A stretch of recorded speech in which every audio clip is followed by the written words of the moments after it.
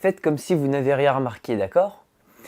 Salut tout le monde, c'est Rémi, j'espère que vous allez bien et bienvenue dans ce nouveau débrief du Bayern face au Paris Saint-Germain, quart de finale de Ligue des Champions. Victoire 2-3 pour le PSG à l'extérieur. Personne ne l'avait vu venir encore une fois. Mais bon, avec le PSG, comme je le dis toujours, c'est tout ou rien. Aujourd'hui, c'était un match dans la souffrance comme c'était attendu, mais avec de l'efficacité. Déjà, quand on regarde les absents, moi déjà, je voulais pas voir le match. C'était la souffrance, même avant que le match commence. Je me suis dit, putain, pas de Verratti, sans Verratti, le PSG ne sait pas jouer. En plus, pas de Paredes, qui était suspendu. Pas de numéro 9, parce que Icardi n'est pas là. Et Keane est beaucoup trop fatigué, puisqu'il a eu le Covid, et surtout avec la répétition des matchs, il ne pouvait pas tenir un match entier. On l'a bien vu à la fin du match quand il est rentré. C'était déjà la souffrance avant que le match n'ait commencé. Donc moi, ce que j'attendais vraiment, c'était de me dire, faut prendre le moins de buts possible pour que le match retour, on puisse le jouer. Et quelle surprise! Quelle surprise! Quel match! On pourrait dire le PSG a volé le match, mais moi je dirais que le PSG a bien joué le coup, parce qu'on savait qu'on allait souffrir, mais on a bien joué les contres. En fait, le match qu'on a fait là, c'est le match qu'on aurait dû faire au match retour contre le Barça. C'est-à-dire, on joue derrière et les contres, on les place bien. Franchement, je suis content. Mbappé qui remet un doublé, qui a failli même mettre un triplé si Marquinhos lui fait la passe décisive, mais on va y aller petit à petit. Donc déjà, le match, on commence déjà dans la souffrance, ça commence. Le Bayern ne fait que des centres, second poteau. C'est comme ça qu'ils ont notamment gagné avec le but de Kingsley Coman en finale de Ligue des Champions. Et ils ont fait ça pendant tout le match. En même temps, tu as Choupo-Moting. Et ça, franchement, tous les Parisiens s'y attendaient. Que ce soit Choupo-Moting ou soit Coman qui marque le but, un ancien Parisien. Moi, je m'attendais vraiment au but de Choupo-Moting et c'est ce qu'on aura après.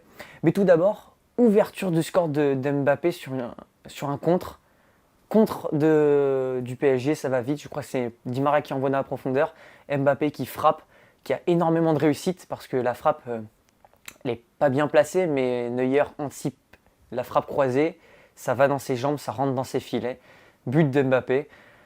Voilà, donc il y a de la réussite, il faut bien avoir de la réussite parce que c'est vrai que souvent, c'est nous qui avons les occasions, on ne les met pas. Là, on a eu très très peu d'occasions. Dans le match totalement, on a eu 6 occasions, 5 cadrés.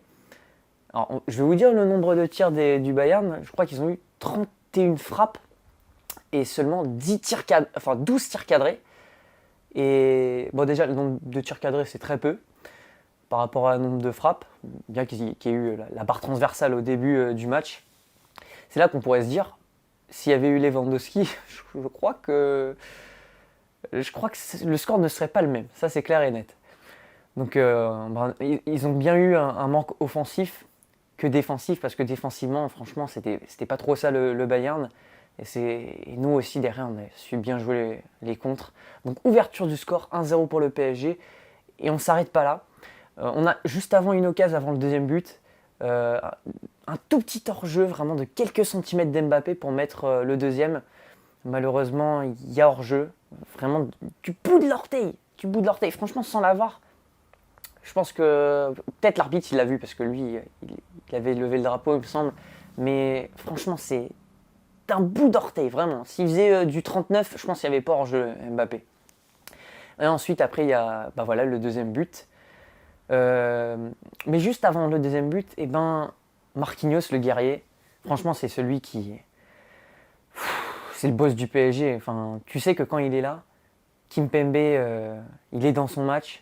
Parce que c'est ça le problème de Kimpembe, c'est que il est solide, mais mentalement sur 90 minutes, il peut nous faire une petite dinguerie. Et tu as toujours Marquinhos pour le ramener, pour qu'il reste concentré. Et là, quand on voit que Marquinhos se blesse, là on se dit « Ah non, pas maintenant. Pas maintenant, Marquis. Non. » Surtout qu'il risque d'être justement absent au match retour, et je pense qu'il va être absent au match retour. Donc il faudra subir le match encore une fois. Donc Marquinhos se blesse. Mais avant de sortir, je crois qu'il y a un coup de pied arrêté. Le ballon est renvoyé. Neymar se met sur son pied gauche. Un LBY, comme on dirait dans FIFA, lob en profondeur. Marquinhos seul face au cage.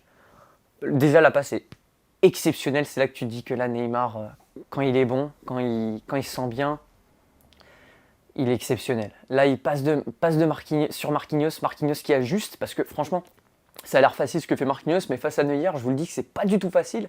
Il ajuste, et en plus, il aurait pu même offrir le deuxième but d'Mbappé à ce moment-là. Donc, ça que, en plus, je vous dis mes conditions dans lesquelles je regarde le match, c'est que je regardais ça sur un stream, et du coup, comme le stream était un peu flou avec la neige, j'ai même eu l'impression du croc au moment où il a frappé. Et quand il y a eu le but, j'étais en mode non mais c'est pas possible. Vraiment, j'étais 2-0, 2-0. On est soulagé. On est soulagé. Donc deuxième but, 2-0. Du coup, Marquinhos sort. Et c'est là, on se dit, bon, 2-0. Moi, je m'attendais à résister dans ce match. Mais à partir du 2-0, on se dit, si on perd ou on fait un nul, ce serait vraiment dommage. Parce que on ne s'attendait pas à mettre 2 buts à l'extérieur comme ça. Et faire un nul ou perdre, même avec 2 buts à l'extérieur, ça serait dommage. Du coup, changement, entrée d'Herrera au milieu de terrain, Danilo Pereira prend la place de Marquinhos. Et ça se paye cash. Ça se paye cash puisque Danilo Pereira, il n'a pas forcément l'habitude de jouer défenseur central. Du coup, il ne prend pas le bon joueur sur un coup de pied arrêté. Et ce qui devait arriver arriva. Tête de Choupo-Moting, seul au second poteau, qui n'a plus qu'à ajuster. Voilà, ça fait 2-1. Malheureusement, c'est vraiment dommage. Mais bon, c'est pas terminé. Donc on s'en sort pas trop mal à la mi-temps. Score 2-1, sachant que quand même on a subi pas mal d'occasions et que Navas, franchement, il nous fait du bien, Navas. Il nous fait du bien et franchement, je crois qu'il n'a pas été nommé homme du match, je crois que c'était Mbappé pour son doublé, mais franchement, vu le nombre d'occasions qu'il a arrêté, il aurait dû être homme du match quand même. Vraiment, faut se dire quand même, arrêter un but, c'est aussi important que de marquer un but. Donc, vu le nombre d'arrêts qu'il a fait, peut-être qu'il aurait mérité d'être homme du match. Donc, seconde période, voilà, on subit. Et égalisation du Bayern, but de Thomas Müller. Voilà, Thomas Müller, il avait la rage. Tu sens, Müller, en fait, il représentait vraiment la mentalité allemande. Tu sens qu'il avait la haine, il avait envie de nous manger. Voilà, et à un moment, il était même en sang, tu sentais que c'était un guerrier, mais lui, il voulait nous manger. Il avait la haine contre nous, c'est un truc de malade.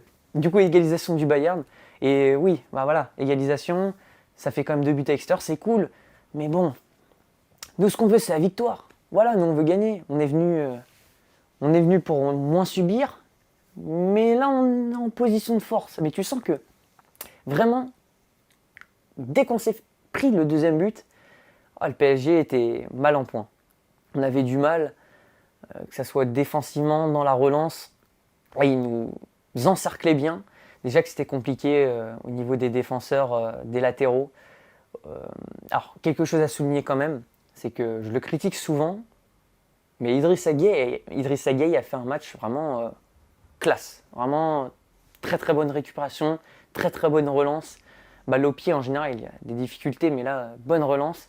Et aussi quelqu'un qui nous a fait du bien quand même, mais c'est Draxler. Draxler, il a fait un match mais de qualité, mais vraiment... il était vraiment très bon, que ce soit défensivement et aussi dans la relance. Il était vraiment très très bon. Et je crois qu'il est au départ du 3e but, Draxler. Vraiment, il était très très bon. Et par contre, on pourrait dire Di Maria, défensivement, c'était un peu... il se jetait trop et franchement, c'était un peu... Il était impatient quand même défensivement, surtout quand la pelouse était gelée, il y avait beaucoup de neige, du coup, les appuis forcément sont un peu plus difficiles et lui, il se jetait trop. Donc défensivement, c'était un peu plus compliqué. Bon, il n'a pas fait non plus un match pourri, ils ont tous fait à peu près un bon match, bien que ça a été compliqué pour certains, comme Colin Dagba, c'était un peu plus compliqué. Bon, après, voilà, c'est un jeune, du coup, pas forcément trop lui en vouloir. Il y avait quand même en face de lui Kingsley Coman. Voilà, faut quand même le comprendre. Voilà, Kimpembe, toujours bon Kimpembe. Franchement, on n'a rien à lui dire. C'est le maestro, le chef de la défense. Il a pris le brassard de capitaine à la sortie de Marquinhos. et il nous a bien fait comprendre que c'était lui le patron. Donc aussi, on peut remarquer qu'avec Neymar, bah, là, on a vu tout de suite la différence quand Neymar a envie de jouer, quand Neymar a envie de faire jouer ses coéquipiers. Franchement, ça se ressent direct. Quand il n'est pas là pour se battre comme en Ligue 1, non mais là, franchement, il a fait un match. Oh, les passes étaient vraiment bonnes. Extraordinaire, franchement. Il aurait même pu mettre son propre but. Il a un peu hésité, donc il a eu un face-à-face. Malheureusement, il hésite entre la passe, la frappe. Il a aussi un autre face-à-face en fin de match. Mais je pense que ça peut s'expliquer du fait que, bon déjà Neuer, il est imposant, mais je pense qu'apparemment il devait souffrir. Il s'est un peu blessé dans le match, mais il voulait rester. Et quand on a une douleur, quand on joue au foot, surtout à son niveau, bah, chaque mouvement est difficile à faire et on le ressent. Et du coup, on est moins léger à faire ces mouvements. Et je pense que si peut-être il n'avait pas cette petite blessure, peut-être qu'il aurait mieux ajusté la balle. Bon, après voilà, on s'en sort puisqu'à la fin, Mbappé met le 3e but. Et puis voilà, ça annonce que du bon pour le match retour, malgré que on imagine bien que même s'il n'y aura pas les Lewandowski au match retour, ça va être beaucoup plus compliqué. Parce que déjà, le Bayern va venir avec plus de niaque au match retour. Et du coup, le PSG, il ne faudra pas faire comme au match retour contre le Barça et vouloir défendre du début à la fin. Là, il faudra jouer pour marquer des buts. Parce que si tu joues pour défendre, ou même si tu essaies de refaire ce que tu as fait là, franchement, si Pochettino refait on joue que en contre, franchement, je pense que ça va être très très compliqué. Parce que, faut se dire une chose, si ça passe là aujourd'hui, c'est d'un côté parce qu'on a eu un très grand Navas, mais aussi, ils n'ont pas eu de réussite. Quand tu as 31 frappes dans un match et que déjà tu ne cadres que 12 buts, 12 tirs, bah c'est insuffisant. Du coup, je pense qu'ils vont être beaucoup plus stricts envers eux-mêmes dans le match retour. Donc, je pense qu'on ne pourra pas refaire un match comme ça au Parc des Princes. Et vous le savez, le PSG, depuis la crise du Covid-19, le Parc des Princes, c'est pas aussi rassurant que ça l'était à une certaine époque, avant. Là, même, apparemment, selon les stats, on est beaucoup plus fort dans les grands matchs à l'extérieur. Ça l'a été contre Lyon, contre le Barça. Donc voilà. Après, comme je le pense, après un match comme ça, tu peux pas t'arrêter là. Autant l'année dernière, les gens pouvaient se dire oui, vous avez affronté l'Atalanta, vous avez affronté Leipzig. Bon, il y avait eu Sud Dortmund. Il y avait aussi, on a eu 4 points contre le Real pendant les phases de poule.